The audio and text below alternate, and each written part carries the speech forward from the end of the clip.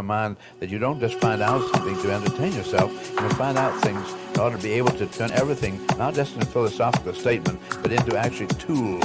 I must reorganize the environment of man, by which then greater numbers of men can prosper. That's been my main undertaking. We can turn this tape, there's no problem. There's so many questions to ask you, Mr. Fuller. Here it goes, Bucky. I was married when our first child was born, and she caught spinal meningitis and infantile paralysis. It was an awful struggle where the child lived to just before her 4th birthday, and she died in November 1922. So for 5 years I was feeling really horribly sad about this kid. I felt that if the kind of technology that went into making a battleship and an airplane and guns had gone into, I'm sure this child had caught these things out of the environment. And I was sure that there's something wrong about our environment. In the Navy, I learned how to navigate. I used mathematics very powerfully. I learned how to calculate. I was sure things were just not being done in logical ways. In 1927, our second child was born. At that time, I had suddenly a new child after 5 years. I said, I've got a chance now to look out for this new life, and I'm going to have to really rethink everything I have. I had absolutely no money, and suddenly this new child, and everybody tells you you got to earn a living. I said, I think this is an absolute blinding thing. I'm either going to say you go out to make money or you're going to make sense. I recall in Chicago wheeling my little child in her baby carriage in Lincoln Park. I was amazed because a little biplane went over Lincoln Park. Airplanes were not very common in those days.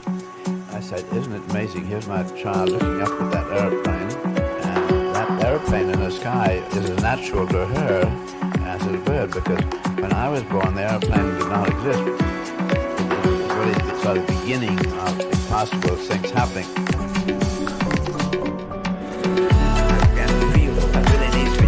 Biggest way. Well, I found that I couldn't improve an airplane very much. I'm not going to improve electronics. There are a great many people preoccupied with that.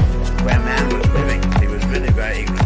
It's where people live that need attention. And I saw that the way in which we built was very, very ignorant.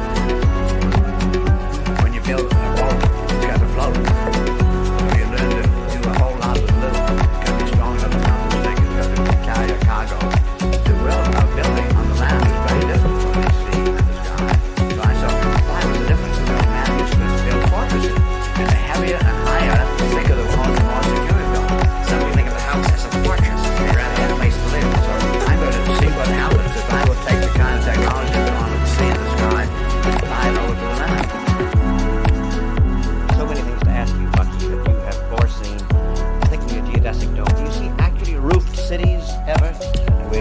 Doing more with less, and my geodesic domes do a very great deal with very little.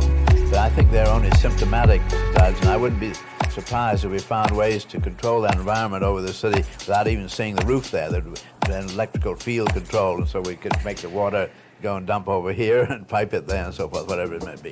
It seems that Buckminster Fuller speaks outrageously, and yet you've come up with so many outrageous explanations that turn out to be right and accurate and true and practical. Time and again I am asked, who else do you know who thinks the way you do or does what you do? And I find it very strange to have to answer, I don't know anybody else, simply because I really did choose a very different grand strategy, and not because I think that I have capabilities other human beings don't have.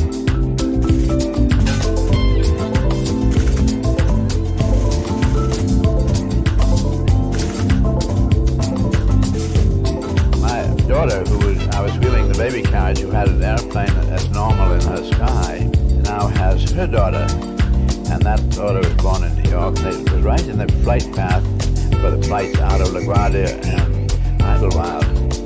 And this little child then, in her crib, would hear this airplane going, and so she saw many thousands of airplanes before she ever saw a bird. And I saw the children's books that were sent to her, through the same kind of children's books that were sent to me when I was a child. So there was farmyard, there was the barn, and all the nice natural things that a child would see, the horse and the pig and the cow and the goat, sheep, rooster.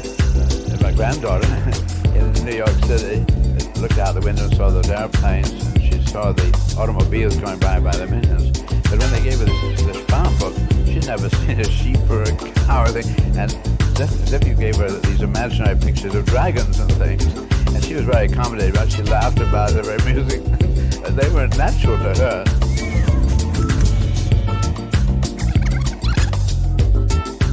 The news and information you get to hear. They got you by the balls.